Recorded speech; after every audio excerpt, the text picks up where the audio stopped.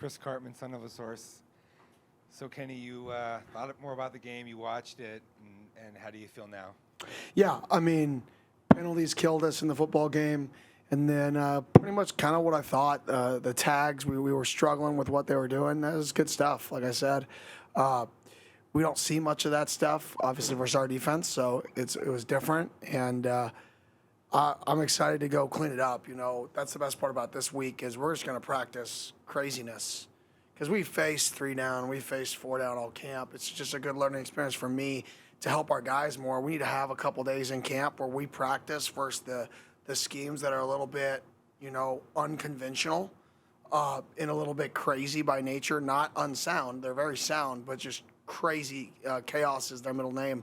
So we're going to work on chaos a lot this week and get better at chaos. And what about Ben Coleman, his operation at center, and his status, and anybody else that might not be playing this week? Yeah, good snaps pretty much all night. I mean, there wasn't really a snap that was catastrophic to a place. That's good for his first start. I mean, I felt bad for him. He's played 6 years of college football. And it's like the first time he gets to make mic points and play center. It's for something we've really never shown him. So it was like we kind of threw him to the wolves there. So we got to do a better job, like I said, preparing guys throughout fall camp for that type of stuff. He's good to go. No issue there. I mean, Watley, we're getting him looked at. Usually at this meeting, I don't really know for sure what's happening. Obviously, Watley went, you know, to get looked at, so we'll see his availability. I should know by the end of the day tomorrow. So, but yeah, nothing other than that really showed up in the game that could linger up to now. Now, sometimes things show up on, you know, Monday. Guys wake up Sunday, they feel bad, and then Monday happens and they feel worse on something. But nothing like that yet. Blake Neiman, Fox 10 News. Kenny, with your previous coaching experience in the SEC, I guess how would you describe the culture around college football down there and the hostile environment you guys maybe put up against this week? Yeah, cowbells, baby. You know what I mean? It's gonna be fun. I mean, they love their football down there. I think we showed that we love our football here yesterday or Saturday, whatever day it is. They all roll together. I think we showed that we love our football. I mean, I think it was like 105, 106% capacity is what I just saw. I don't know if it's true, but it was on the internet, right? So I want to say it. But I just showed that, you know, this place loves football too. But down there, they definitely, you know, they'll be there at 9 a.m. for a 6:30 kick, and they'll be getting ready to roll. It'll be their first home game of the year.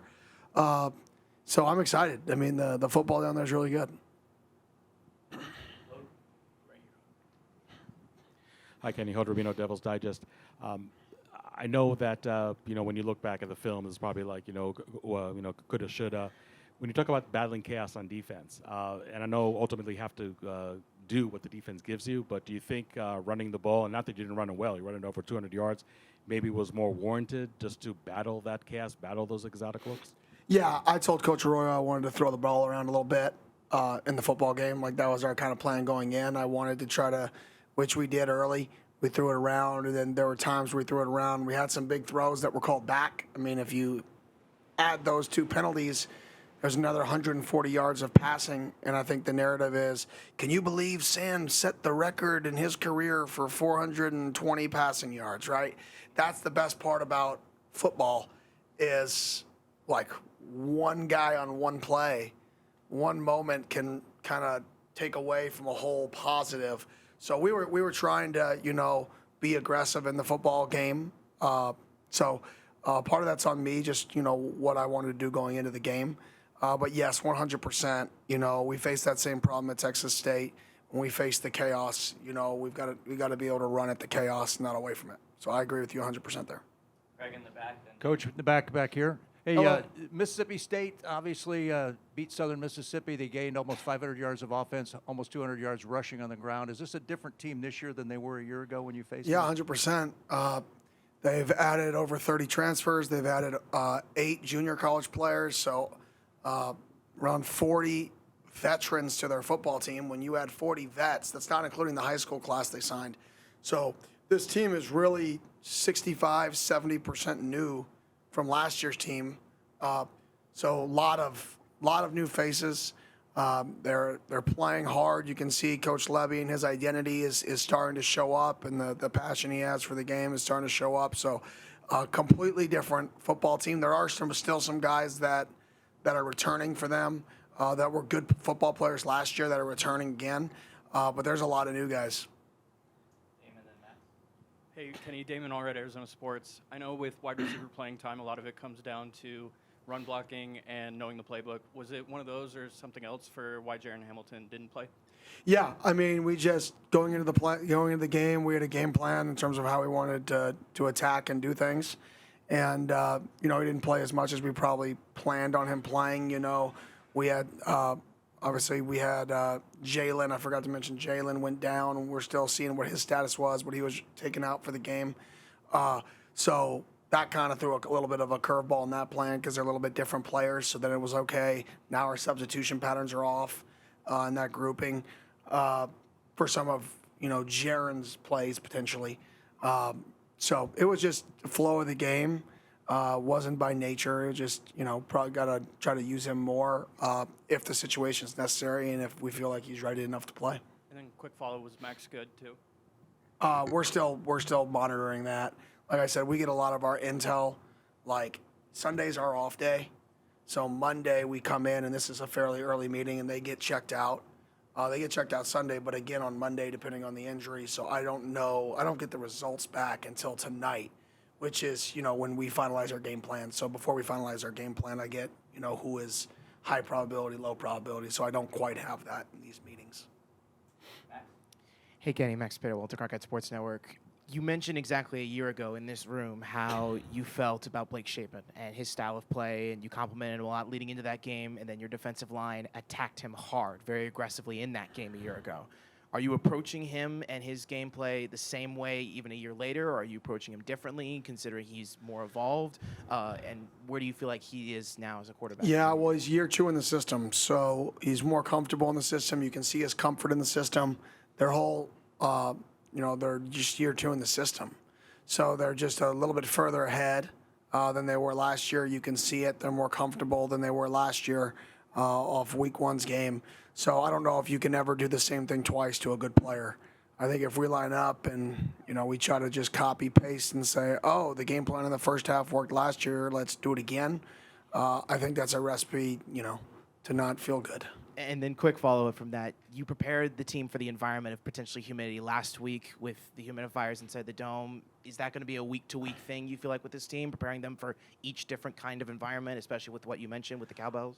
We'll definitely prepare for environments. We'll have the cowbells rocking for practice and stuff like that. We won't mix humidity in just from the dehydration effects. Like, we don't want to distract by making the practices worse. At the end of the day, we got to get better. We have to be a better football team.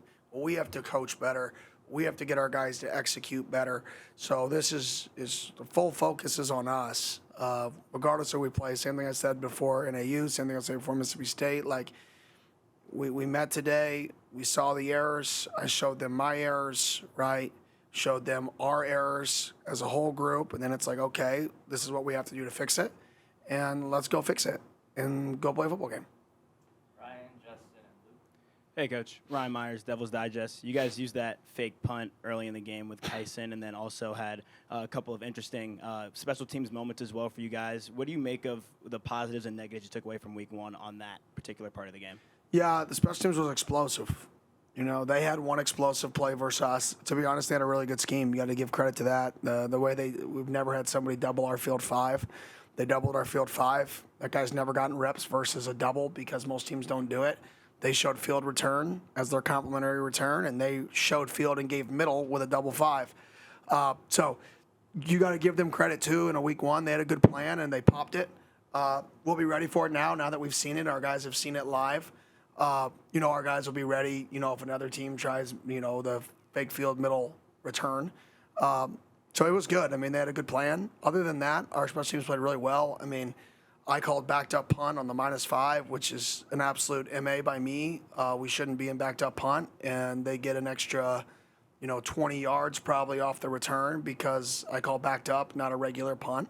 The next time we get in that scenario, we call regular punt and he booms at 60 yards. So I probably cost our team about 35 yards just off that one call alone. But other than that, our explosiveness on special was huge. We flipped the field a few times. Fake punt, that was good. We blocked a punt, and an aggressive look, a 6-2 look. So I thought there was a lot of positives on our specials, other than my one MA and then the one time that they got us in terms of they had a good plan. On a follow-up to that, how does week one kind of allow you guys to get more comfortable as coaching staff as well in your scheme and how you guys are kind of growing into the season? Yeah, well, I think every team is different. Even when you have a lot of returners, every team is different. Like on the field, some people can handle more on game day than others, right? As a team, like some people can take change and say, hey, this is different, and they can adapt. Some people are really good if they master something versus everything, and they're going to be better than the opponent, right? So I think when you're early in the season, you're trying to learn what is this team best at. I absolutely hate early season games. They're like, I think I said that before NAU. Like I just never. It's so hard because you as a coach don't feel like you can prepare your players as good early in the season as you can later in the season, right? You just don't know. There's so many unknowns. That it's more difficult to prepare because there's unknowns. So I hate early season games. I like once you get into the meat and potatoes of the season. So this is my least favorite time. I chase ghosts, watch everything on the planet. It's not my. And then teams do something they've never shown on tape, and it's exciting to adjust on the fly. Hey, Coach, Justin Lester, Joseph Devil's Digest. Where have you seen Keith Abney grow the most from the day you brought him in till now, and what does he currently provide to the leadership? Yeah, he's about 20 pounds heavier. So, like, physically, he grew. I mean, I think that's the most. He's always been a hard worker. He's always been intelligent. He's always been savvy. I think he physically just got his body, bigger. And then, obviously, the more reps you get, the more you recognize things, right? So he definitely recognizes offensive formations and stuff like that to give him tips on how to align better. But I would just say overall size, speed, athleticism, he's really elevated that part of his game. Coach Luke Lemler, Sun Devil Source. Last year, one of the lasting images of the victory over Mississippi State was Scatabo, arms crossed, leaving it all in the field, 260 rush yards later. This year, going on the road, no longer Cam is there. What have you seen from your guys in camp and in week one to think that kind of effort and that dog mentality won't be lost in a tough environment? Yeah, that's a good question. I mean, we got to show it in practice. We got to practice with it. And then we have to be able to go play with that level of intensity. At the end of the day, like how bad you want something matters. And, what you pour into your cup is what you're going to pour out. And if you think that you can pour something special into your cup and it's going to magically create more water for you to drink, you're absolutely wrong. What you put in is what you're going to get out. And I think that was a really good, like I said, we've had a little bit lighter camp. Anybody who's been in our practices has seen it. It's not quite as intense. So our first game for us like that isn't absolutely shocking to me because part of that, like I said, is my fault because I lightened camp, because we have a lot of vets. So getting a game like that, hopefully out of the way, surviving a good team that was chaotic and had a lot of good schemes, and hopefully we get to learn from that game and get back to that passion because that's definitely was a key. Hey, Kenny, Jacob Brooks, Sun Devil Source. You've talked about the exotic defenses that you guys faced against NAU. Sam Levitt was asked after the game to grade his performance. He said it was like a B or a C. What do you think seeing a defense like that early in the season does for him as he progresses throughout the year? Yeah, I mean, other than one play, he had a really good game. And I think he would say opposite. He's like, I played horrible. I'm like, no, you didn't. But that's the standard, and that's what you want, right? But other than that one play that you like to have back, I mean, I thought he played well. I think seeing things that you're not used to, I thought he handled it well, to be honest. Other than that, like I said, the one play at the end of the game, he played really, really good football, even with guys in his face at times that shouldn't have been in his face. So I thought he played good. I thought he handled it well. Sam's pretty good at adapting on game day. I think that's one of his biggest strengths is adapting on game day. Hi, Coach. Andrew Hazlett, Devils in Detail. You talked about last week communication was going to be important. How is that going to still be important against Mississippi State this Sunday or Saturday? Yeah, I mean, they play so fast that if you can't get lined up, you're screwed.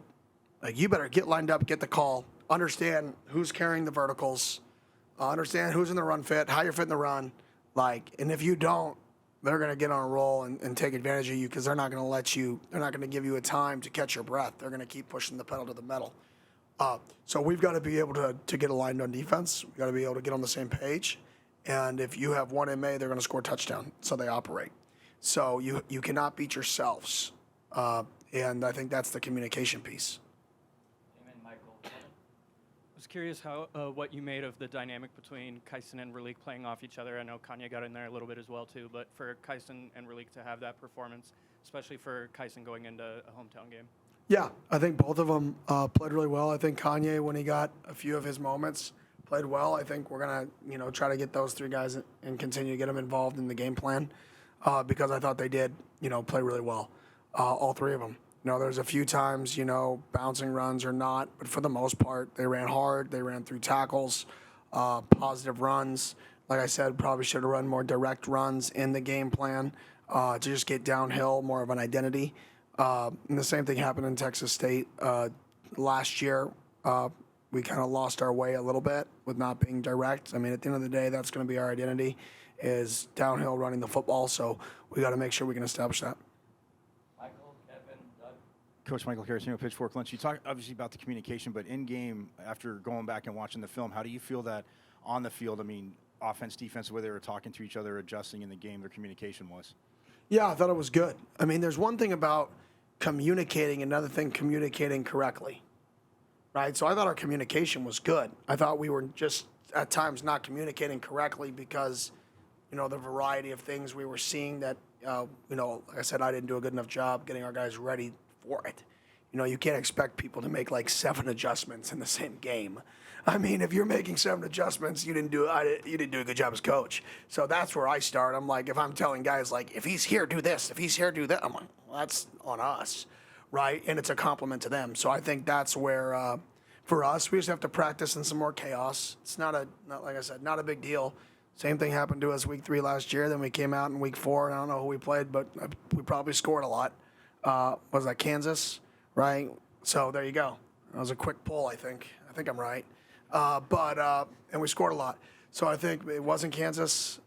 No. Texas Tech was after Texas State. Yeah, see, that wasn't good, so we didn't get it fixed. I was thinking the next home game. Yeah, that wasn't good either. Hopefully we don't do that. Kevin, Doug, Blake. Hey, Coach. Kevin Hicks, ASU on SI. I'm not sure if you're aware, but the Big 12 went 8-0 this weekend with an average margin of victory of about 40 points, I believe. First time a conference has done that in 60 years, if I read that right. How much do you and the team embrace playing in a conference with such a high level of competition relative, especially to what people around the nation believe? Yeah, I mean, we play in a good conference. It's competitive. Everybody's right around. It's just ultra competitive. I mean, it's the best way to put it, is every game could go either way.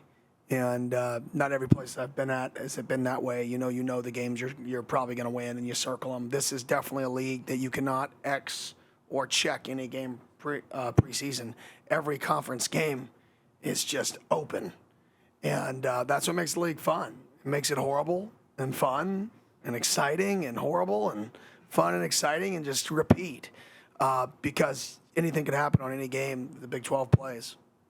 Doug Franz Unplugged podcast. You mentioned a follow-up on Mississippi State speed snap to snap. What do you do in practice to anything special to simulate it? We'll do 2 huddles. So we'll line up 2 different huddles, and one huddle will run a play, and then the next huddle will run a play, and our defense got to get aligned, because we can't play at that tempo. That's something that you have to be, all in on playing at that tempo to be able to play at that tempo. So we just use 2 different teams to play at that tempo, right? Because if we tried to play at that tempo, everybody would go different ways, right? Because that's not what we do. And that's one of the advantages they create you have to defend something that you're not used to practicing and force that communication, force your guys being on the same page. And then they have good schemes to pair with it. but all they need is for you to misfit one thing, miscommunicate one thing, and you just gave them a free touchdown. They didn't even have to earn it.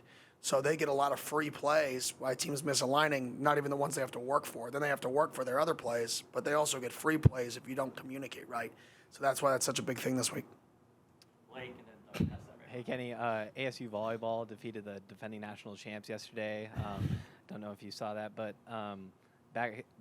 you and JJ Van Neal, I don't know your guys' relationship, but how would you kind of describe how you guys know one another and what he's kind of doing with that program? Yeah, JJ's a buddy. You know, we talk in the off season. We got together and just talked how we ran our programs. He does a phenomenal job. When you look at, you know, that what he's accomplished in his time here up until yesterday and what he accomplished yesterday is really remarkable. I don't think he gets enough talk, enough pub. I think everybody should want him to, everywhere that people ask me to speak, I think he should be the person speaking right next to me. Everywhere that Graham goes to speak, I think he's the type of guy that can speak right next to him because he's earned that right. Like, he's a guy who, what he's done for that program is really, really impressive. The last two questions, Cam and Coach Niall Rosenberg, State Press. How does this wide receiver room differ from the one last year, and what can we expect from guys not named Jordan Tyson going forward? Yeah, I think for us, we had a big play by Malik. He would have ended up having 3 catches for about 80. And I think that question would be completely different, if there wasn't a penalty. And I think that's the best part about football is, narratives get spilt. And I think the key for our football team is who cares about what the narrative is, right? I think the wide receiver room is in a really good place. I think multiple guys can make plays. I think when given those opportunities, they made plays. There was a couple times where they didn't. But at the same time, when you have Jordan Tyson, if a team's not going to do something to drastically take him away, wouldn't you be a fool to not throw him the ball? Like, I think there's a balance there too of let's not outkid ourselves, right? If you have a really good player who's by himself, okay, let's get everybody involved, but they're still leaving him by himself. Like, that's part of the negative of being chaotic is it's harder to double, right? So if we could have, managed the front better, right, then he could have gone for 2-something. We just couldn't manage that with all the chaos. So I think for us moving forward, it's just taking what the defense gives us, and we have a lot of confidence in our wideouts that if a team chooses to double JT and remove that we can run the ball and throw the ball to other people. That doesn't concern me one iota. Cam and Jordan. Kenny, what did you make of Coop's interception at the end of the game the other day, and how just cool was that moment for him? Yeah, it was great. It looked like he was jumping on the couch, like, you know what I mean? Elbows all wide. He didn't even have his elbows tight, but he still caught it. That's what he said. I told him that in the team meeting. I'm like, man, can you tighten your elbows to catch it? He goes, did they review it? And I'm like, yeah. He goes, it was still confirmed, wasn't it? I'm like, all right, old man, you got it. You got that one. So it's just awesome to have a play like that. Albert Smith with a tip ball. There were a lot of positives in the game, too, and that was one of them. I think we tipped 4 balls in the football game. That's good football. That's good D-line play. It's tipping balls. Our third down defense was incredible on 3rd and 3+. Our 3rd and short defense was not good, but our 3rd and 3+ defense was probably statistically the best that we could have had since we've been here. So there were some positives, too. In the football game, our explosive play rate, you look at how explosive we were on offense. I think we averaged like 7.5 or 6 yards per play. Like, that should not equal the result we got. 7.6 yards per play, if you just stay out of your way, is a top 15 offense in the country. So there were so many positives that get pulled from the game, and that was kind of what, the message of the team was, we can make it what we want to make it. And to the staff, we got to get out of the way of the players, let the players play. You guys go play and stay out of our own way, and all is good because we got a really, really talented football team. I love our football team. I think we're as good as we want to be. And I think that's the best thing. When you play a game like this and somebody lines up and runs duo at you and possesses the ball for 36 minutes and you're like, dang, we're in trouble, right? But when you play a game like that and they had some really good schemes, they did a really good job. They got us as a staff more than they actually got our players. You say, okay, guys, we got to step back. We got to let you guys take over from here on out. So I think for us, that game, even though it didn't go as smoothly as we wanted, I really think it just shows what we have to be as a staff with these guys. And then it shows me that even when we don't play well, and that's a good football team, like the game was, we never felt like the game was actually at risk in the football game. It never slipped between a one possession game. And there were games last year, Oregon, Idaho, one possession game in the fourth quarter, and then Oregon runs the table. Notre Dame last year, right? So you can either grow from these and attack it and learn, or you can panic and everybody thinks we're not good enough and change everything. It's not about changing. It's about solidifying what you want to be good at and doubling down. Hey, Kenny, Jordan Hams. Tired? Jordan Ham, Sports 360 AZ. How has this staff's approach to road games evolved over the years, and like the logistics behind it? And what are some of the things that maybe the casual fan doesn't even think about that the behind the scenes guys need to work on? So interesting is now that we play in a lot smaller towns, we play further away from stadiums, our road games. So we stay about an hour and 20, hour and 15 minutes away from the stadium this week because that's the nearest hotel that's not a casino to stay at. No, it's the truth. That's some teams stay at the casino. That wasn't even a joke. But it's just the nearest hotel. And then you talk, some guys are finicky eaters. So it's like some guys at these hotels, they don't like the food. It's not good. So now we get like sandwiches on the side. Texas Tech, we played last year, and our guys got sick the day of the game. We had about 10 guys that stomachs, they were getting IVs because their stomachs were sick from the food. I've never even said that, but it's just you're learning and growing along the way. So now it's like, okay, we need the food we get, and then if a player who's a finicky eater, we also need like a sub sandwich or a hamburger or something that they're comfortable with because you're gone, the pregame meal and then the night meal if they don't go that amount of time with a good meal. So that's something that I learned, when you're going to like Seattle, right? The food, their food's unbelievable, but some of the smaller towns, it's harder to, feed 160 guys. So we're just trying to adapt. Thank you.